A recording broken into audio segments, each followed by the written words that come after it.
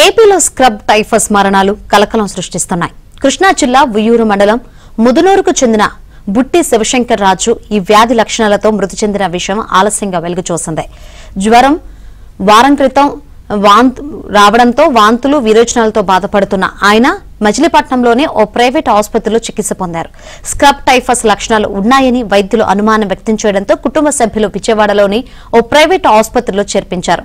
అక్కడ నిర్వహించిన పరీక్షల్లో శివశంకర్ రాజుకు పాజిటివ్ గా నిర్ధారణ అయింది. దీంతో ఇంటిగ్రేటెడ్ హెల్త్ ఇన్ఫర్మేషన్ ప్లాట్ఫామ్ పోర్టల్లో ఆయన పేరు నమోదు చేసి వైద్యాధికారులకు సమాచారం అందించారు. రాజు చికిత్స పొందుతూ మృతి చెందారు.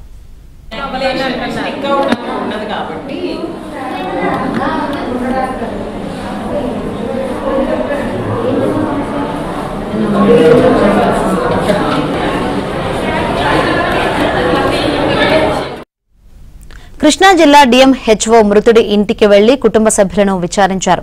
రాజుకు కిడ్నీ సమస్య ఉందని కుటుంబ సభ్యులు తెలిపారు. ఆరోగ్య రిపోర్టులు పరిశీలించిన తర్వాత రాజు కిడ్నీ వ్యాధితోనే మృతి చెందారని వైద్యాధికారి నిర్ధారించారు. అయితే స్క్రబ్ టైఫస్ మరణాన్ని దాచేందుకే ఇలా చెబుతున్నారని విమర్శలు వస్తున్నాయి.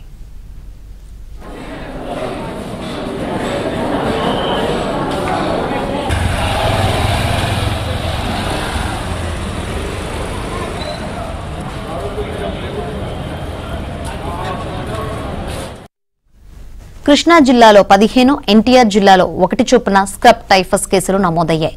ఎన్టీఆర్ జిల్లా కొండూరు మండలం వెంకటాపురం గ్రామంలో ఓ బాలుడికి లక్షణాలు వెలుగు చూడగా పరీక్షల కోసం ప్రభుత్వ ఆసుపత్రికి తరలించారు.